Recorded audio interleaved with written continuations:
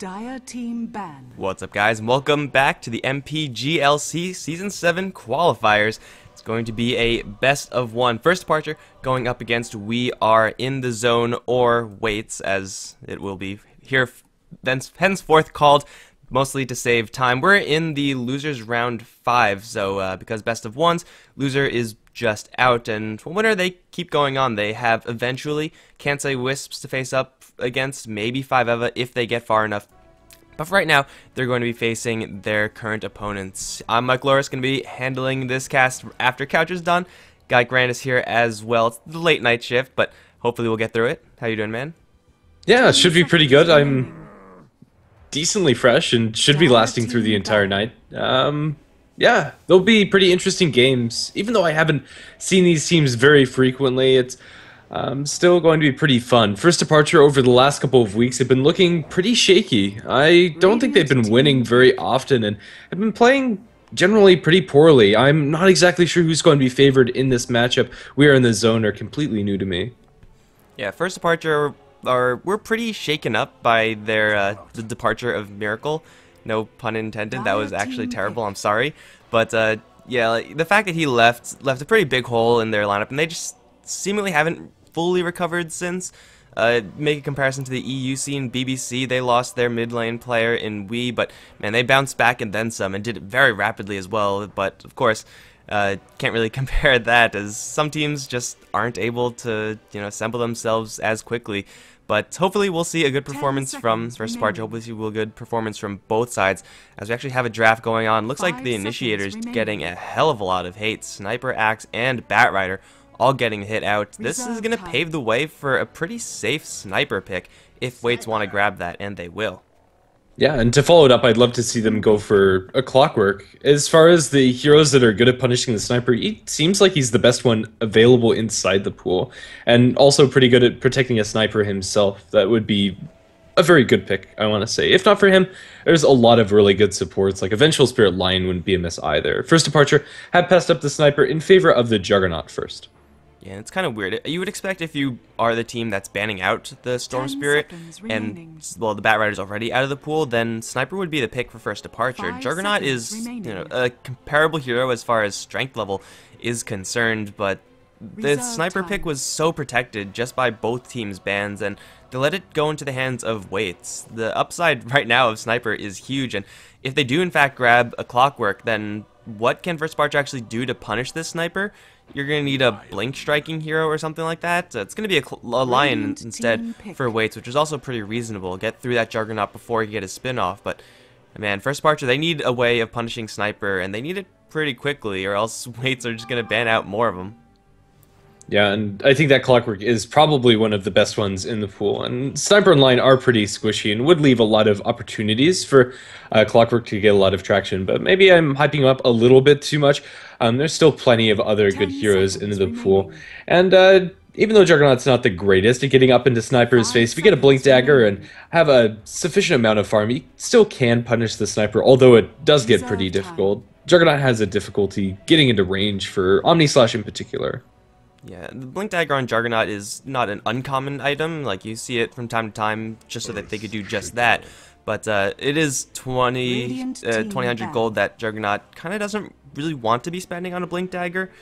Generally, you want your Mask of Madness, your damage items along those lines. And, well, Blink Dagger is just a deterrent from those big smashy items. Shaker, the pick for first departure, a hero that if he does get a Blink Dagger can get on top of the Sniper.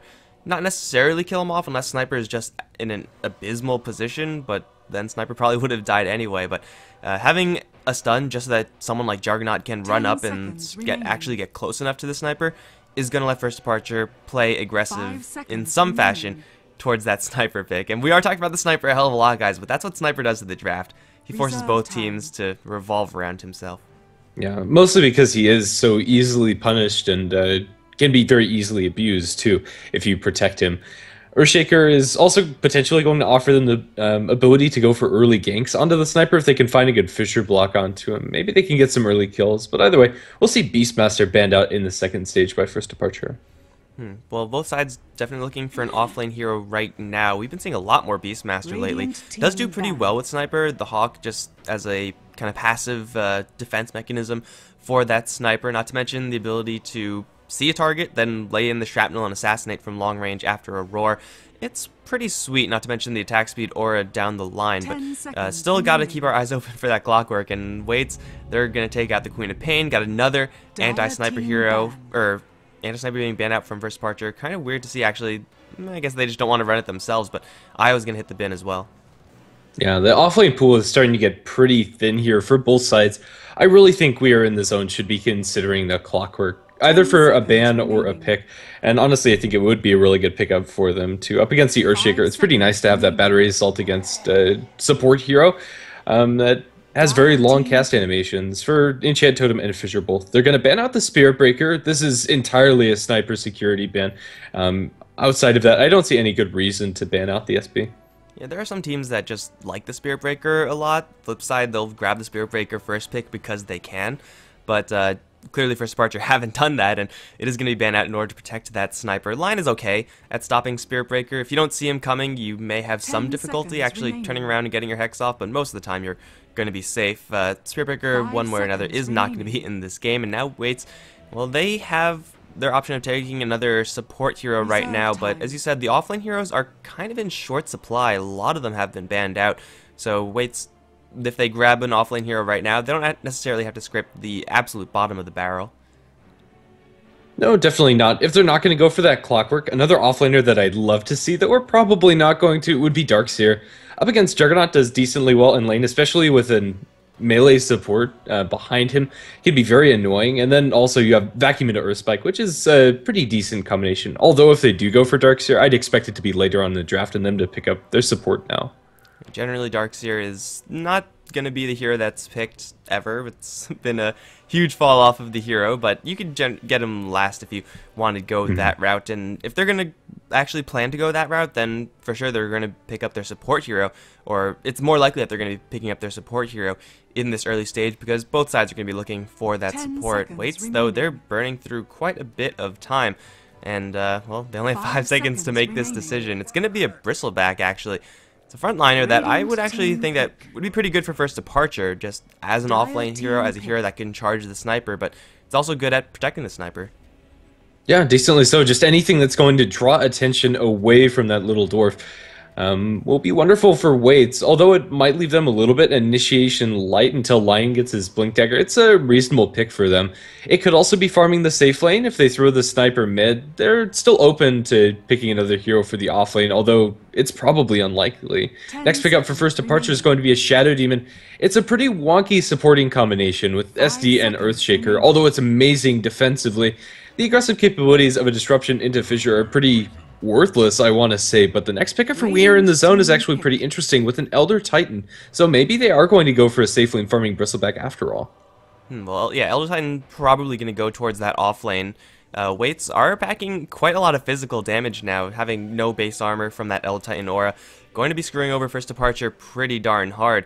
But I'm actually more interested in the Shadow Demon pick. As you said, it's an amazing defensive support combo. It pretty much doesn't get any better. You don't have to actually have 2 support heroes when you have a Juggernaut so far. They need like Spectre and Medusa or something like that if they really need this much defense. And then they're going to be short on late game damage. Because of that, I'm inclined to think the Shaker is going to be played as a core right now. Just because Shadow Demon Shaker is such a weird combination. It's such a utility high damage light combo. And they're not really needing that right now, whereas for WaitZ, they're just all in on the damage. Like, these 2 supports are going to die in just a matter of seconds.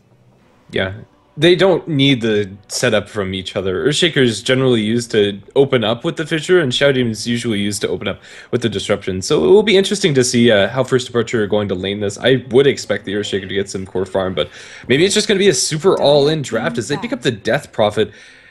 I'm not really feeling First Departure's picks gelling. We Are in the Zone have some pretty obvious synergies when it comes to just the raw amount of damage, and even though they don't have maybe the clearest opportunities to look for objectives throughout the game, they could probably just snowball their way through First Departure if they get the levels up for their Elder Titan. Hold on, guys. Let me just check the year really quickly. It's 2015. I don't know what's going on, but Death Prophet and Elder Titan going to be picked up in the same game. Both these heroes have taken such a fall from grace. But Death Prophet is she's pretty much the same hero, just does everything she does slightly slower, which is fine and everything like that, but you're talking about going up against a bristleback and a sniper. You can't afford to let up that speed, and if they're going to be picking up a Death Prophet in this stage in Dota, I would say it's because you want to go for some early game power play, like with a Chen or something like that, and a fast exorcism. You can get some towers and then use that gold to funnel into Spectre or something like that, and then take it late game. I guess funneling gold into Juggernaut is decent as well, but they don't really have many other pushing heroes. Death Prophet is just going to exercise by herself, and we've seen time and time again in the past that that does work out pretty decently, but not when you're up against what WaitZ are currently packing. Tinkers and Tidehunter going to take the bans out, but man, this is going to be an old draft from First Departure, and I gotta say, WaitZ, even though they have a little bit of an older draft themselves, they're just packing so much damage. They can crush through First Departure so easily. Yeah, a pick I'd really love to see for FT right now would be Leshrac. I think it would make use of the Shadow Demon setup pretty nicely, and offer them another way to push down towers with the Diabolic Edict, and maybe go for some sort of aggressive tri-lane with that. Maybe dual lanes even, with like Shadow Demon, Lesh, and Earthshaker Juggernaut. But either way, it is pretty wonky. They don't have any clear opportunities. The last pickup for Weir in the zone is going to be a Morphling, as if they needed any more damage. Is this going to be an off-lane stun Morphling? Yeah, it looks like it's going to be one of those Adaptive Strike Morphlings. You can be offlane, you can just be pure support and just get on the pulls, but Morphling, Elder Titan, Lion, most likely going to be more on the supporting end of the spectrum, as opposed to Bristleback Sniper, who are definitely going to be getting that farm, and it's weird to say that still for me. Morphling's not supposed to be a support hero, it's just not right.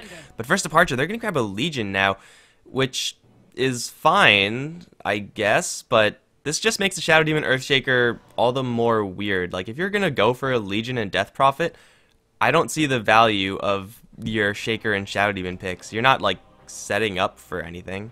Yeah, even though support Morphling sounds pretty wonky, for We're in the Zone, I think it works pretty nicely, since they do have a plethora of damage. They have so much from pretty much all of their heroes, and that's what support Morphling lacks. He is hitting with his auto attacks like a wet noodle. All he's offering is waveform when it comes to that department, but a 4-second stun on a 10-second cooldown is absurd and can very consistently get kills if you do get to level 7 at a reasonable time. So I think all around, I like WaitZ lineup, but maybe First Departure can hold us through with just superior play. We'll have to see. Freedom's going to be taking the Leech Commander towards the offlane for First Departure. The rest of the heroes, we will have Iwa playing on the Death Prophet, Angie on the Earthshaker Juggernaut, going to be handled by Kai, and last but not least, Lubby on the Shadow Demon. And for WaitZ, we're going to send Vio onto the Bristleback. Farewell is going to be playing the Elder Titan with Tulixir on the Morphling. MMR dropping like grapes? Do you drop grapes? I don't know, but he's going to be playing the Sniper, and then Lei is going to be on the Lion. Yeah, what I said before about the Morphling is mostly just myself. Like, I don't think Morphling should be played as support. That's not what he's designed for, but either way, they're going to be running into Kai. What he's designed for is irrelevant, because what he does as that stunner is real. Like, this stun is ridiculously balanced, and well, as he said, the downside is his lack of damage, but they have that in spades. So WaitZ, they're going to be camping on the bottom lane for now. They're definitely going to be securing the rune at the very least. Who are they actually going to leave here, though? They do have a couple of options in the Morphling or the Bristleback, or hell, if they even want to, an offensive tri-lane. Or the Elder Titan. They really have any way that they could shuffle down these lanes, depending on what they expect First Departure to be going for. The time, or for the time being, excuse me, they'll just look to secure this bounty rune. Very early D-ward coming out from the Radiant side, as they will take away a little bit of that dire vision, and it looks like they didn't drop their other ward. Alright, so a nice little win right off the bat from First Departure, going to secure themselves some map vision. The roam power of Shaker Shadow Demon is fine if you have a hero that could actually do the damage. Kai really only is that hero on the FD side, so the vision, though it's very nice for them to have, isn't really going to be a huge deal in this game. Up towards top, Freedom's going to play some antics with this creep wave. He'll drop the overwhelming odds to get some movement speed, but he got a creep wave worth of experience, the cost of half his HP. It's not the worst trade to make, and they have a Shaker setting up. Lei going pretty deep for Freedom. Shaker, though, is running away. They had a perfect block there onto this Lion. That could have been first blood. Yeah, it's not the easiest of kills, since Freedom is so low on HP after pulling that creep wave, but Yeah, I just expected the Earthshaker did not think that Lei would continue with that chase. Either way, it is Boots first line. Maybe he would have been able to get out to safety regardless, but a little bit of a missed opportunity. Down towards bottom lane. Although the Morphling isn't going to be getting that much farm, he is going to be getting a decent amount of experience. I don't expect them to be able to kill this Morphling. As I say that, he's going to be harassed very low by just the Shadow Demon's right clicks. It's probably going to stop at harassment, though. Shadow Demon can pretty much do nothing against the Morphling. Demonic Purge is actually pretty sweet. You Demonic Purge him, and then hopefully after the waveform, he gets hit with that slow. But the odds of that happening, pretty slim, and it's definitely not a secured kill. So waveform and eventually Strength Morph going to keep T-Elixir alive in this lane, although not too healthy. So Kai should be getting a free roll over in the mid lane, as they do give for the disruption on T-Elixir, but I mean, the waveform's out. That shouldn't be surprising to anyone. Up towards top, it's going to be Legion Commander kind of babysit by the Earthshaker. I don't really know if Earthshaker needs to be playing this like super defensive role, and I mean, top lane with a Fissure, maybe it's going to help Freedom a little bit, but still I think that WaitZ, if they really want to go for this Legion Commander, she's just not durable enough to be stopped by just a Fissure. Yeah, then again, I don't think there's anything more useful that the Earthshaker can do, and that's probably down to the pick. The Shadow Demon and Earthshaker in combination, they can't kill off the Morphling in the off lane, and really they can't roam to any other lanes and get kills, so yeah, I think this is probably as good as it gets for them. Once Leech Commander gets a little bit more, maybe they'll rotate her into the jungle, but even without that, they'll still be pretty comfortable in all of their lanes. Even though their supports aren't really accomplishing much per se, they're still protecting the farm of the Leech Commander and the Juggernaut, and they're doing a pretty good job of that.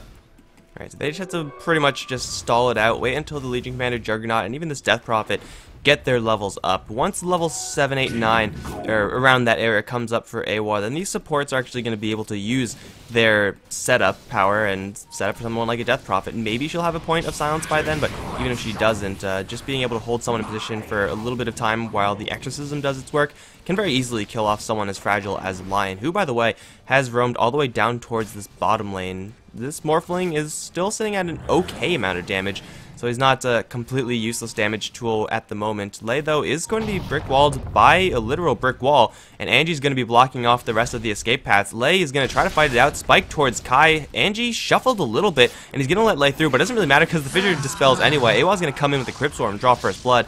They're going to chase after T-Elixir, but they can't get this kill. They probably will never be able to, but they're going to make him use the mana because they can.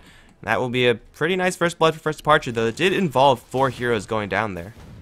Yeah, a pretty awkward rotation coming out from the Lion. Honestly, not sure what Lei was trying to accomplish.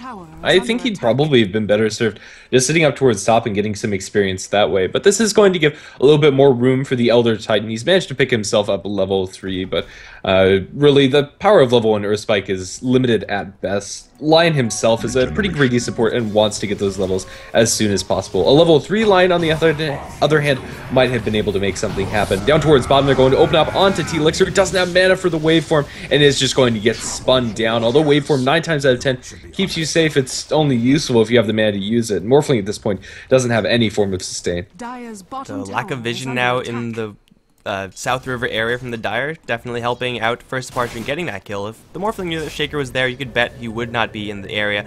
He will be going down, giving Kai a very, very easy kill, and that's only with a level 1 spin as well. Morphling, though he does have that strength morph, it's only level 1, so you'll be getting very low amounts of strength very infrequently.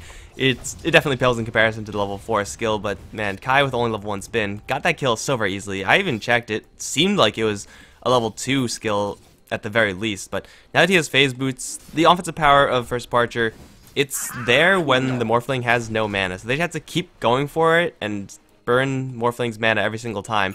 It's not too hard since Morphling only has 2 waveforms. They're mana enough for 2 waveforms, but yeah, it'll cost them a lot more mana than it'll actually gain them. Yeah, and the things have slowed down a little bit. Even though Morphling's not having a great time in the offlane, he's still managing to find himself his levels. He's going to take level 5, and that's where things really start to heat up for your offlane Morphlings, and maybe you can start looking for kills.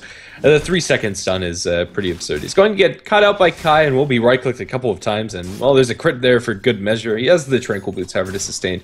But even so, this Sniper as well as this Bristleback are getting all of the farm in the world that they could want. Sniper is doing very well in the mid lane. He opens up with a Wraith Band and a Ring of Aquila, and for the Bristleback, whoa, up towards top, they're going to duel him and actually get that kill. He was left alone. The Elder Titan and Lion were nowhere close, and First Departure are going to make very good use of that. Yeah, Freedom making a pretty smooth play, I should say. Like, he was playing pretty aggressively, but not turbo aggressively. He wasn't really showing off the fact that he did have support right behind him. He was in the creep wave, he was fighting with the Bristleback, trading hits a couple times, getting a couple of lucky lifesteal procs as well, but the Bristleback all of a sudden left alone and way too far up in lane was very easily brought down. A little bit of Fissure help, not the most damage in the world, but hey, it's something from the Shaker, and that's the first stack of damage for Freedom. It's 6 minutes in, he's ready level 6. That's already pretty good, but having a dual victory as well, that's way above par, or way below par. Way better than par, let's say, for Freedom. And if you keep this up, then this Legion Commander is going to be an absolute death ball, but she will try to go again for Vio. This time we'll decide to back off, but man, if she gets one more dual win, then it's just all over for WaitZ. Over towards mid, though. They're going to go towards AWA. They'll get the Spike and the Hex. Level 3 Lion, so much more useful than level 1. Like, more than just twice, or 3 times as useful, just 4 or 5 times at least. For sure. Vio needs to be pretty careful on this Bristleback, but now they bring the Elder Titan. The press the attack's going to be dropped onto Freedom as he heals up, and now it's going to duel up farewell. The damage is there, and the Bristleback isn't close enough. The damage from the Elder Titan, however, is going to end up getting the kill, but no damage stack for the ET. One Earth Spike from the Lion off of the low ground is going to end up being across the map a 3-for-0 exchanges. First Departure are going to lose a little bit of the momentum that they had gained earlier on. A pretty overzealous duel, I want to say. If they waited a little bit longer, maybe it could have been worthwhile, but that extra damage from Astral Spirit is not something to be underestimated, and First Departure did.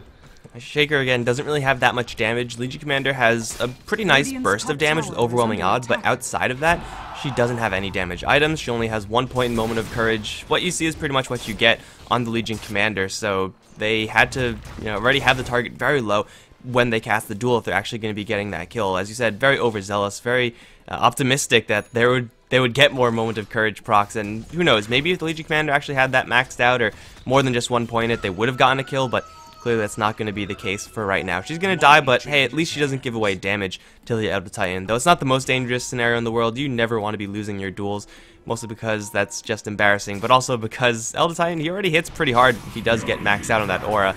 You don't really want to give him any more damage. She looks are going to race AWA for that rune. Double damage secured by the Death Prophet, though she is 1-1 right now. Doesn't seem like she's doing that much. Just getting her farm up level 7. Still not the point where she could be really useful to the team, however. Yeah, which is unfortunate. And also Death Prophet, when she was picked up a lot, was seen as mostly a lane dominator. And up against a Sniper, I don't think that's really an option. He doesn't get close enough for Crypt Swarm spam to really be annoying for the hero. And although it pushes out the wave, and that's nice and all, it hasn't one DP the lane. She's going to fall back and farm up a stack, and this is going to propel her towards level 8 and simultaneously give some extra space to Angie on the Earthshaker. He's going to be able to farm up his Soul Ring. Alright, so pretty sweet item for that Shaker, but man, you said like Death Prophet's supposed to be dominating this lane. Taking a quick look at the tower health in the mid lane, she's done 300 damage to this tower. Sniper with level 4 Shrapnel, it's not like as directly powerful as that Crypt Swarm, but it does its job at keeping the enemy creeps off of your tower, so he's keeping his tower pretty healthy, and it may or may not be completely relevant once Exorcism is level 2 or something like that. You could grind down a tower despite it being at full HP, but MMR dropping like grapes is holding onto his tower for now, and with the Ring of Aquila available to him, he can push it out even further. Up towards top, however, First Departure possibly looking for another duel victory. This time, though, Bristle has a shield, a buckler in his inventory. He is a very, very difficult hero to kill. Even though duel forces him to turn his front to you and you don't have to worry about his passive, he still has 10 armor. Like, that's a lot to get through. With the double damage rune on the Crypt Swarm, I think it will be enough if they can catch out Vio by himself, but that's not going to be the case. The Death Prophet is sitting here and waiting for the kill. If they can line this up and make it happen, he's just not coming out close enough, however. Vio is playing incredibly defensively, like he knows something's up. Even though there's no vision up towards top, they know the Death Prophet is missing from mid. Yeah, so they're going to be playing it a little bit coolly, although Lei and Farewell are coming in. They have Sentry Vision. They're going to go in for Freedom. Lei's got to use the Hex onto Angie, though, so he doesn't get interrupted. Now here comes the Death Prophet, and a huge overwhelming odds going to crush through all of them. Duel onto Bio is going to get a triple for the team. Freedom trying to run away from an Assassinate. He will bottle up. He should be fine, as MMR is also going to be dropping like grapes with one more auto attack. Mask of Madness not helping him there either. AWA's going to be the one to grab the official triple, but it's 4 kills for first departure. Man, even if the Death Prophet wasn't there, that overwhelming odds just completely smashed WaitZ. That was disgusting. Yeah, it really was. Combined with the Crypt Swarm landing onto all 3 of them too, that burst damage was 700, I want to say. That's like a finger of death applied to everybody, which is absurd at this point in the game. And just with the extra system and the double damage rune, they'll be able to mop up all of those kills as first departure. Patience is going to be rewarded up inside that top lane. They are also able to continuously farm on the Juggernaut in the meantime. He now has his Mask of Madness, Aquila, and Phase up for Kai, and really that's going to get a lot more momentum under their belt. That's your second damage stack for the Legion Commander.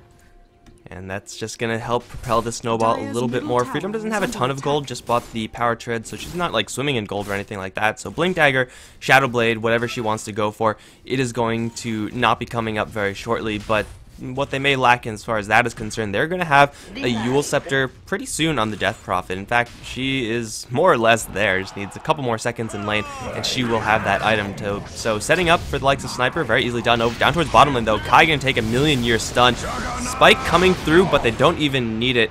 And T-Elixir's going to draw that kill on that Juggernaut. It's kind of bold going for an aggressive play under the enemy tier 1 tower, but Eltine being there, Morphling with that very balanced level 4 Adaptive Strike, and you got to be ready for it. Abaddon not in the game to bail you out. Inside the river, MMR dropping like grapes is going to be dueled by Freedom. There is backup coming out from the Death Prophet. The damage will be there to get the kill, but not to get the dual damage. Finger of Death long range from Lei will make that 1-for-1 trade. 4-second stun onto the Lubby. He's also going to get Earth Spike for good measure. Even though the Crypt Storm lands onto 4, not going to make any difference. The trade, all things considered for WaitZ, is going to end up tipped into their favor. Oh, nice Fisher going to block off Vio. Can they actually get this kill, however? Brispec is pretty darn tanky. Although from the high ground, the Death Prophet will chip at him. There's nothing more that they can do. Kai goes for the Morphling, though. Mask of Madness with Phase Boots, giving him a cool 518 movement speed. And you just Omni Slash the Morphling, kill him off. I want to say Morphling didn't have any mana after that engagement, because his mana pool is low to begin with.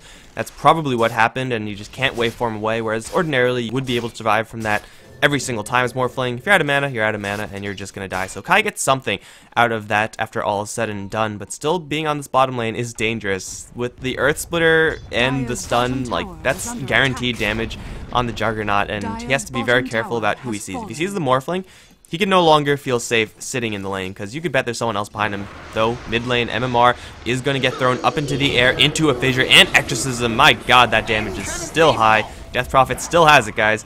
And it will be more than enough to kill off the Sniper. And with that Exorcism, they're also going to take down this tier 1 tower, though it's fortifiable. Maybe Lei gets a deny. It's so hard to out-damage a Death Prophet. And Lion will be spotted out right now by Lubby. Gonna get cursed up with the Fissure as well, though Fissure did come first. The curse did not amplify anything. They'll take the tower, and they'll probably back off afterwards. Even though Shadow Demon by himself doesn't do that much damage, the Soul Catcher does. Especially when combined with the Death Prophet, that extra 50% damage amp is pretty ridiculous. Crypt Storm at this point is going to be doing 450 magical damage with that extra amp, and that's not something that a Lion with a mere 600 HP base pool is going to be comfortable with. Either way, things have slowed down a tad bit after that tier 1 tower has fallen. First Departure are going to fall back a little bit. Alright, but they are just going to wait 90 seconds. Really, that's all they need for Death Prophet to get that ultimate back up, and it is level 2 right now. So for right now, AWA more or less has hit the Death Prophet's peak. Of course, gets another jump in power once she gets that maxed out ulti, but that's not going to be coming for a very long time. But with level 2 ultimate right now, First Departure, they have enough damage to just straight up go for these tier 2 tower pushes if they find themselves in a good position. And by the time that happens, Freedom will certainly have his Blink Dagger. Has found 2,000 gold in a very short span of time, and he'll have his Blink Dagger pretty darn quickly. So they'll be ready to jump in. If they get a pick off with Exorcism active near tier 2, the pushing is definitely going to be there. And maybe even Kai can join the fight then. Yeah, Freedom does have his Blink Dagger and a Smoke, so the Legion Commander is going to be the one to make that next major move. And we'll have to see where it is. Somebody I'd like to see to start getting active around the map is T-Elixir on the Morphling. Earthsplitter, for unknown reasons, is going to be dropped out. I'll chalk that one up to a misclick from Farewell. Radiant's bottom tower is under attack. Probably wanted the Spirit there. Like, you kind of want Earthsplitter versus a Juggernaut, and the slow in general is pretty sweet, but it's more or less guaranteed to land with the maxed out adaptive strike with such a high strength Morphling. Regardless, it's down. Maybe it will matter, maybe it's not. The rest of the team going to go for this bottom lane tier 1. Going to take quite a bit of damage, even though T-Elixir not really doing that much. MMR dropping like grapes is there with the Ring of Aquila active. Mask of Madness as well, and, well, there's no one here for first departure, so there's no way that they're going to defend this tower. They're instead up on the top lane FD, and they have this Blink Dagger on Legion. They will not get close enough for anyone very easily, though. They're actually going to teleport down towards bottom lane, but a little bit late. Yeah, I don't really know what that was about. They probably should have just stayed up there and went for that tower push. Yeah, constantly the Sniper Illusion is going to cancel out the Blink Dagger from the Leech Commander, so there will be no chase over up towards top lane. Angie's going to peek around the corner, not going to find anybody immediately.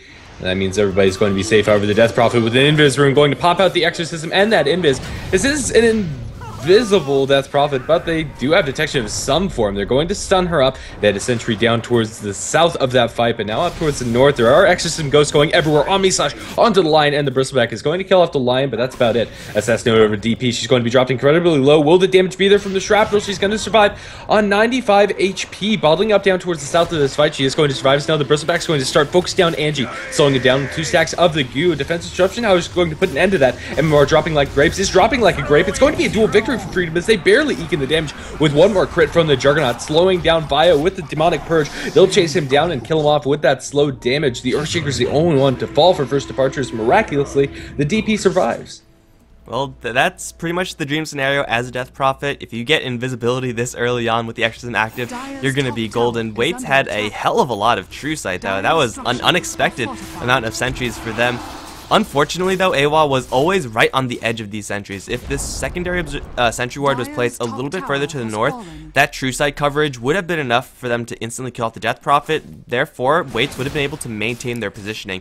Death Prophet did quite a bit of damage over the course of that ultimate, but as far as exorcisms go, it wasn't really the highest damage one I've seen just because she had to run away so early on. But what it really did was lure the sniper into a position where he was not defendable by his allies. He was over here. T-Elixir going to get a stun up towards top under the Death Prophet, but where's the follow-up? They are going to stomp up the DP, but, well, it looks like that's going to be about all she wrote. They're going to drop an Earth player onto the Disruption, but Yule Scepter's going to say no. Blink it duel. Lei is going to be dueled up, but they can't actually follow this one up since he's stunned for 4 seconds. He is going to end up going down. Leech Commander does get damage. They'll chase for a little bit more. T-Elixir is going to waveform forward, but Death Prophet's way too darn fast.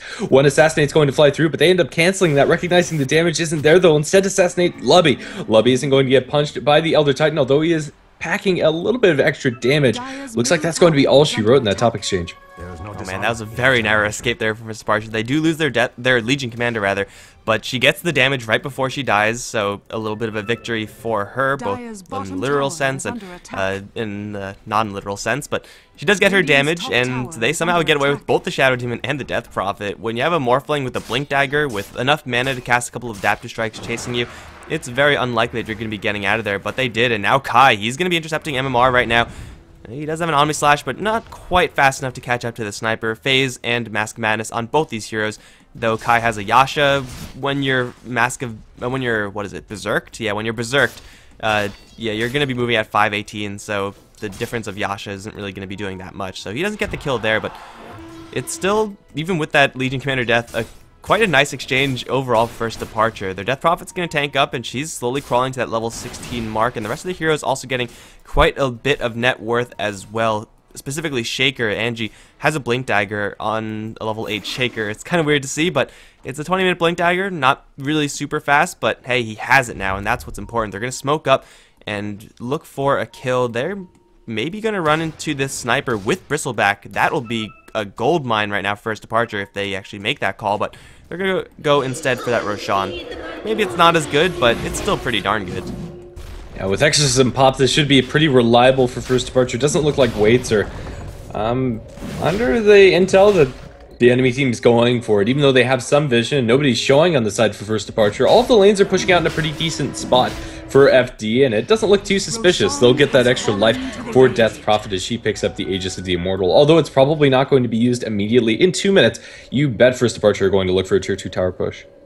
And AOR right now, he's not really the best hero to have with that Aegis, but he does have quite a bit of survivability. So if he can make WaitZ commit a lot of resources to him, get that Morphling Adaptive Strike, maybe a solo Earth Splitter, maybe a Finger of Death as well, then that's just a victory for First Departure, because all those skills going towards the DP with an Aegis are skills that's not going towards Freedom, a pretty high damage dealer, and Kai, he has a double damage rune right now, but even without that, he is a supreme damage dealer for First Departure at this stage of the game. So maybe First Departure will just lay the Death Prophet out as more bait than anything else, but if they don't go for the Death Prophet because WaitZ think that she's bait, suddenly they're torn to shred by ghosts, and she is holding onto almost a hard Tarrasque recipe. I don't really actually know how much I like them giving this Aegis to this Death Prophet now that I've looked at everything. I think probably giving it to Freedom would be a little bit better.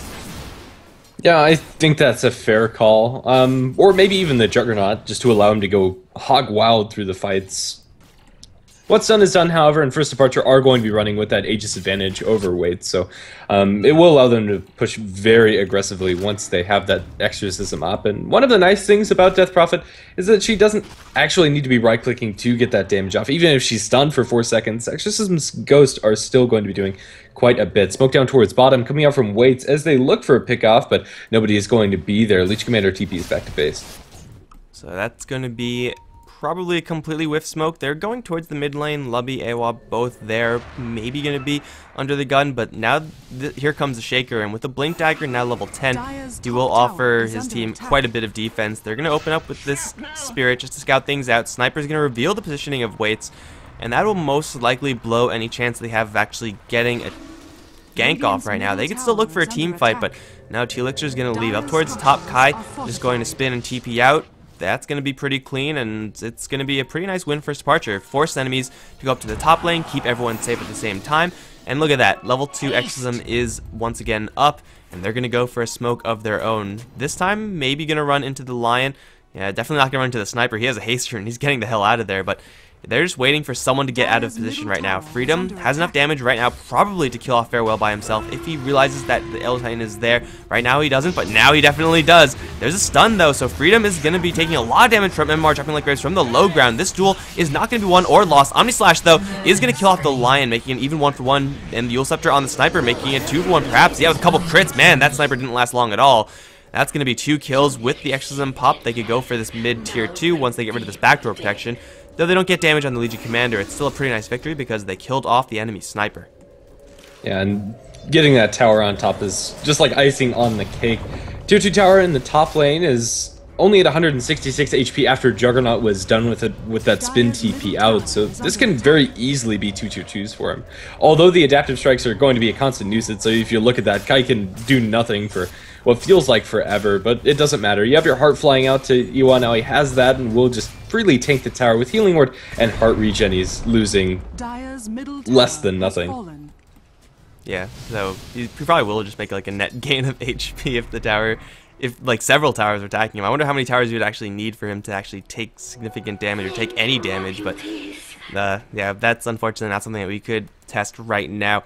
Right in that last fight, we saw the strength and weakness of this supporty stun Morphling. I'm just gonna call him a support because, let's be honest, that's what he is.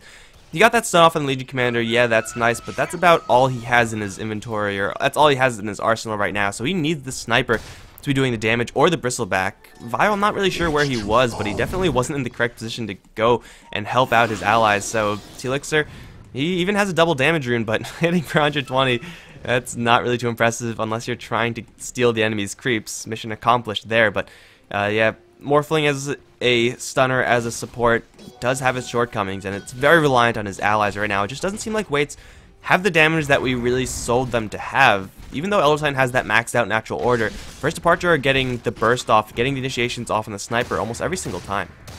Yeah, I mean, we did talk it up very heavily inside the draft, but Bristleback and Sniper are either getting kited or focused, and very nicely too by First Departure, and also they're just getting out-farmed. If you take a look at Death Prophet and Juggernaut, they're almost doubling up the Sniper and Bristleback, and that's just not acceptable. Where the Death Prophet sitting on Phase, Yules, and Heart, Sniper has a Mask of Madness and Songe. These items really just don't compare. has fallen. And you really don't want to have your sniper lose man fights. You want to have him with the ability to win any man fight should it come to it. He's not going to win a man fight up against any of these heroes, I don't think. Like, Legion Commander may be the most viable, but if you have the Mask of Madness attack speed going, then yeah, you might have a chance, but also Legion Commander is going to tear through you a little bit easier with her insane damage right now. So yeah, the sniper really just needs more farm. Bristleback needs to actually get into gear with his farm as well. He has the mech, he has the Vanguard. This should be the point where Bristleback is the most menacing hero in the game because he has seemingly infinite HP while doing seemingly infinite damage. But, man, I don't even know if he's used this mech yet. I haven't really been paying super close attention to the mech usage, but it just hasn't seemed like it for the team. If he has, it's probably been inconsequential. 1-3-3, this Bristleback really hasn't been active for the team in any significant fashion. And that's unfortunate. This hero, although he is very potent inside the late game, where he really shines is in these mid-game skirmishes, and I'm not sure if we're going to be able to see Bristleback's power this game. And mech, now Crimson Guard, definitely going to help out a lot versus the first departure heroes, at least in theory, if he gets them off. But FD, they have their level 2 ultimate once again. Death Prophet, now a little bit closer to level 16, making the team maybe a little bit more willing to wait for that maxed out ulti, but whether they wait or not, there's most likely going to be a pretty dangerous push incoming towards the WaitZ side, and the Crimson Guard really is the only item that they've picked up recently that'll help out in that. Blade Mail and the Morphling is almost completely irrelevant. Like, first departure, they could completely ignore the Morphling for the duration of that Blade Mail, maybe receiving a stun or two extra because of it, but man, first departure, they have complete control of their side of the map, and they're using it to farm up a Hand of Midas on their Shaker. Midas Shaker is pretty rare because Blink Dagger is so much more important, but with Blink Dagger Midas 26 minutes in, this Shaker is a pretty significant late game threat. Yeah, I mean, if you compare his farm to the heroes on the WaitZ side, he's not very far behind the Morphling, and even the Bristleback and Sniper, if he gets his hands onto something along the lines of an Aghanim Scepter, or maybe we even get to be graced by a crit Shaker, things could get pretty ridiculous. I'm not a huge fan of this Midas pickup, but sure, all the power to him. It's 26 minutes in, all you need is Blink. Well, bottom lane tier 2 is going to be destroyed without usage of Exorcism. And you know what that means, that there's probably going to be a tier 3 push incoming. WaitZ are up towards the top lane. They see Vio, and they're probably going to, well, they also see the Sniper. They're going to sacrifice this tier 1. I'm actually surprised First Departure aren't going straight up the high ground right now. They're going to maybe look to jack an Ancient stack, which would have been pretty nice, I suppose, but probably not worth it. They will back off. They're going to feel pretty comfortable to take this to the late game, and I'm not really sure if they should. Though their late game for First Departure is pretty darn sick. It's just time where WaitZ are going to have more chances to get value out of this Morphling and value out of this Elder Titan Aura. First Departure have an advantage now. They should be pushing it and actually literally pushing it to push lanes. Yeah, I don't think there's really a reason to stop. Even though late game, I think they're pretty evenly matched. They have a 15,000 net worth advantage. They have a 10,000 experience advantage, and really at this moment, WaitZ aren't in a great position to fight unless First Departure get caught in an awkward spot over in the sidelines. Bristleback is going to be dueled up by Freedom, but the damage just isn't there. Now with the Morphling coming in, stunning up Freedom, and Earth Splitter landing onto pretty much everything. Angie's going to be ripped apart as well. The Death Prophet with her Exorcism is going to be flying through. Now Omni Slash over onto the Morph, but he'll be able to waveform out of that. It's not enough damage in order to get that kill. Regardless, WaitZ have found themselves in pretty big engagement as their Sniper was finally able to start right-clicking the fights, and that Earth Splitter was near picture perfect. Yeah, the Legion Commander with the Earthshaker. I mean, Legion Commander is doing quite a bit of damage at this stage in the game, but with Crimson and Mech on the Bristleback, you need a lot more than just 2 heroes if you're going to be getting that kill. Death Prophet got like 1 swarm out there, but that's also just not enough. You need the Exorcism if you're going to be getting the kill on the Bristleback very easily. And WaitZ, with that support, with all those skills being thrown, found themselves in a position where MMR dropping like grapes was finally in the back line. That's the plan whenever you pick up a Sniper. Sometimes it happens, sometimes it doesn't, but this time it definitely did. Lubby going to get caught out by a stun. There are more incoming for him, and he will very easily drop down. The Death Prophet's right around the corner. She does have the Shaker to help out, but man, WaitZ just took a massive team fight because they got their positioning correct, and now they have a chance to go for a push of their own over towards mid. This tower is fortifiable, but it will definitely drop either way. Yeah, honestly, I think First Departure might be kicking themselves for not going for that high ground push, but well, it's definitely not over. Over in the sidelines, Angie going to be stunned for what seems like forever. He's going to end up getting pursued out by Vio, and even though he's going to survive for a little bit longer, he ends up going down. BKB duel over onto MMR, dropping like grapes, but the man fight's being won since the Morphling comes in with the stun onto Freedom. Although the duel's not going to be won by the Sniper, it's still not going to be lost. Pursued out by the Juggernaut, but now they turn around with the Hex and the Earth Spike. The Juggernaut can't do much of anything. However, the Sniper is right-clicking through all this. He's going to be dropped down into a Corpse Storm after the Eul's Scepter of the Death Prophet, and that will be his demise. Spin coming out from the Juggernaut will pursue over towards the Lion. His Dyer's Courier dies. Finger of Death into the Juggernaut, but can the Lion survive? No, not when he gets crit. He's going to be smacked down. It's 2-for-2 trade, and it looks like that's all it's going to be, as the rest of WaitZ heroes are going to be able to make it out alive.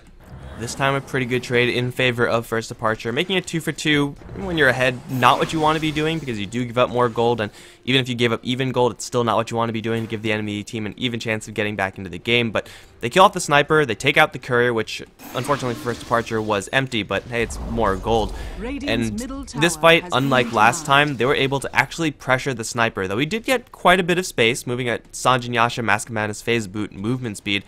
He's able to get away pretty darn quickly. First Departure were actually able to chase him down, and while the Sniper may be able to run away and escape, while he's running away, he's obviously not firing. Therefore, you have a damage advantage, therefore you're going to be winning that fight in the long term. And after that First Departure, they're going to go straight for that Roshan. This time, I definitely don't think Awa is going to be grabbing the Aegis. They have the Juggernaut incoming, and it seems like at this point, he's probably the most viable recipient of this item. No, it's going to be the Death Prophet again. She's so tanky. If she dies, she's going to be the last one, and when she does resurrect, even if she still hasn't used the Exorcism, she can't really do that much if the rest of her team is dead. Yeah, and if she didn't use the Exorcism for the first life, I think you're probably playing it wrong. I really don't like this choice, as you've already alluded to. I just don't think it's very good. The Juggernaut can do a lot of consistent damage with the second life. Leech Commander can also do a decent chunk, and I think more importantly, they're the ones that are more likely to die. I don't know. Either way, let's see if it's going to work out for First Departure. Only time will tell if it actually pans out. Well, they're going to stake out the enemy jungle for right now, clear it, deny a whole bunch of gold to the enemy side. This is pretty indicative of the fact they're going to be going for a top lane push, or just split top and mid pressure. Either way, they will most likely be undisturbed in this period of farming or stealing creeps. And then they're going to wait for this level 3 ultimate for this Death Prophet to come up. Any fresh items since then? We got an Eye of Scott in the Juggernaut. He's holding on to 2,000 gold. Not bad on him. Shiva's Guard also picked up on the Death Prophet. So these items certainly are coming up. But for the WaitZ side, we got a Heaven's Halberd rather on this Elder Titan. And Juggernaut, he may or may not know about that. If he uses his Manta style a little bit early, he will find himself disarmed and then pretty useless. Yeah, could come out in the fights, but for now it doesn't look like we're going to have a fight for some time, as First Departure aren't pressing the issue. They're instead going to mostly use this Aegis just to apply map pressure, unless they can find a pick off. And it looks like with WaitZ playing so defensively, it's going to be very unlikely that they find much of anything. They're mostly all balled up in their base. Got Vio on the bottom lane. Sniper is pushing that one out as well, but man, you could tell they're just really, really scared. Maybe the Bristleback not as much, but Sniper definitely cowering in a corner. And he won't be jumped, but he will be forced to TP back to defend up against this upcoming push. Where do First Departure want to go? If you have an even choice between a side lane and mid lane, generally going for the side lanes is a little bit better, and they'll actually find the Elder Titan. If they take out this aura, that'll be huge. Farewell is going to drop the split, but that won't do jack. Kai is going to get stunned up by the Morphling. However, that Adaptive Strike is going to be buffed out by the Legion Commander, still with the Exorcism. They're going to have to work through this creep wave for right now, and they don't have a creep wave of their own, so they're just going to have to tank this tower, but with the Hard Trask, that's what you get to do. Stunned up is the Death Prophet, but still her spirits are hitting away on this tower. Here comes the Courier for some reason. It should be brought down pretty quickly, although two Licks on the front line, also taking quite a bit of damage. Blade Mail not doing that much right now. Fortification is up, and Awa's ultimate does run out. Are they going to be able to jump the Sniper? They do get the Yule Cyclone on him with the Omni Slash there as well. The line's going to take a lot of the hits, but they will still get the Sniper regardless. At the same time, they jump in for the Morphling duel and victory. They catch the Bristleback with the Disruption. Vio completely surrounded. I don't even know if he can move right now. He can't, and he's going to die as well. He's the only one with the buyback. WaitZ might just have lost the game after that one disastrous team fight. It was quite a mess. Starting off with the Elder Titan dying is not really acceptable for WaitZ. It's really easy to underestimate the amount of damage you can get out from that natural order, but taking fights without it is very difficult for them, and they got completely picked apart. As they were going for the sniper on the backlines, Freedom got a duel off onto the Morphling and very easily took him down. This is, if not game, at the very least, 2 sets of barracks for first departure, making this so very difficult for WaitZ to come back into. Although they do have 2 Maelstroms, one on the sniper and one on the Morphling, and maybe can push out against super creeps. First departure are going to be breathing a lot easier. Morphling with Maelstrom usually would be not terrible, but not when you only have 36 agility. You're not going to be hitting very quickly, therefore not many lightning strikes. They're going to try to race for Mega Creeps right now for Sparta. I don't know if they're going to be getting it, but even if they don't, as you said, it's probably going to be mostly GG anyway. They're going to jump in right on top of MMR, dropping like grapes, and that sniper is going to drop very low, and he will get the kill, but he will die anyway. AWOL without his ultimate, just going to bum rush the back line, forcing out the buyback from the snipers, taking a lot of damage right now. Death Prophet will possibly lose her Aegis. The rest of the first Sparta team, however, though they are stunned up, being slowed up by Teal'c, so they might be able to make an escape unless the Shadow Demon disrupts himself. Actually, he'll blink off to the high ground. He will secure his own life as well. Death Prophet in the enemy base is going to die again, though I guess Aegis used, not exactly ideal. 2 racks is down now, and WaitZ are pretty much permanently going to be on the defensive in this game. First departure, they just have to go in for one more push, and if they get a similar pickoff, then it's just all over for WaitZ. They have to play so cleanly right now, and clean almost to the point of perfection. Yeah, honestly, if first departure just focused down that barracks, I think they could have gotten Mega Creeps, even though the death score might have been a little bit higher in favor of WaitZ. I don't think it would bother them that much if they actually got the Megas, but as you said, there is still 1 lane of barracks up for WaitZ to start defending, and the extra 18 damage on Sniper is going to help out. Losing a duel is never something you want to do, especially against the enemy team's main right-clicking DPS. But with a Basher now up for the Juggernaut, with a Shadow Blade picked up by the Earthshaker, and, well, with another item soon incoming for the Leech Commander, built with a Hyperstone, probably a Sulk Your Ass, but regardless, there's a lot of big-ticket items coming out for first departure. Going to make it very hard for WaitZ to defend. 5k gold in the Death Prophet as well. If it's going to be a Mjolnir, that's fine, because Death Prophet can just buy an AC. Getting the minus armor with those spirits is pretty darn sweet. Not to mention the plus armor for your team when you're going up against an Elder Titan is also something that you want to be considering as first departure. But they have a hell of a lot of gold and net worth right now. How much exactly? Yeah, the net worth actually, that just bugged out a little bit. I saw the 25,000 mark, but it just disappeared. Still 20-something thousand net worth lead, 15k experience.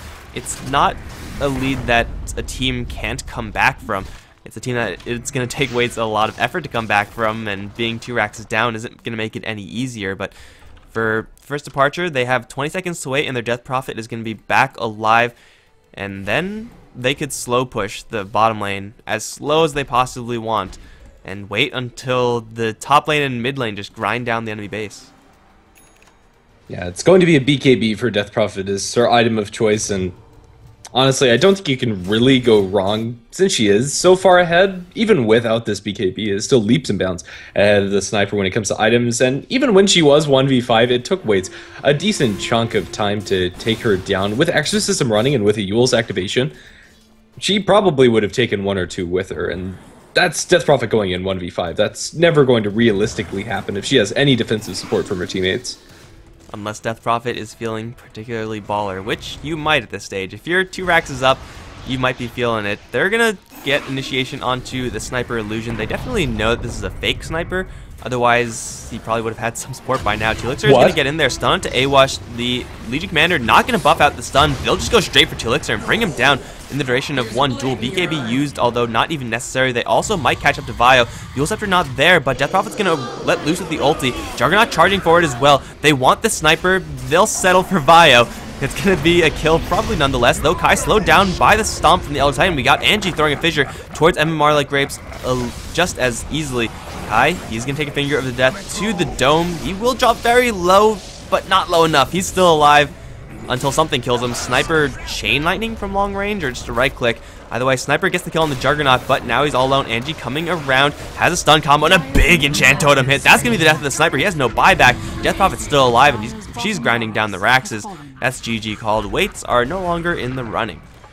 That was such an awkward way to start out that fight. I have no idea why Morphling went in for the replicant there. Lei's going to be saved by the Bells. The Ancient dies before the line's going to give another duel victory to the Legion, but Either way, it's going to be First Departure victorious and keeping their hopes alive to be inside the MPGL season number 7.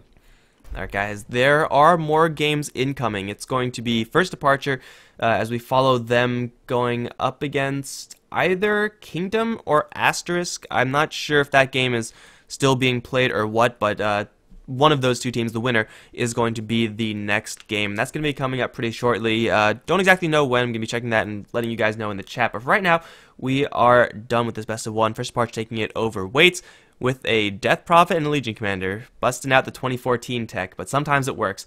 Thanks for watching, guys. If you did enjoy the cast, be sure to hit that follow button, but otherwise, just stick around, enjoy the music, or not. I'm Mikelorus, been joined by Grandisv, and we'll be back for the next game pretty shortly.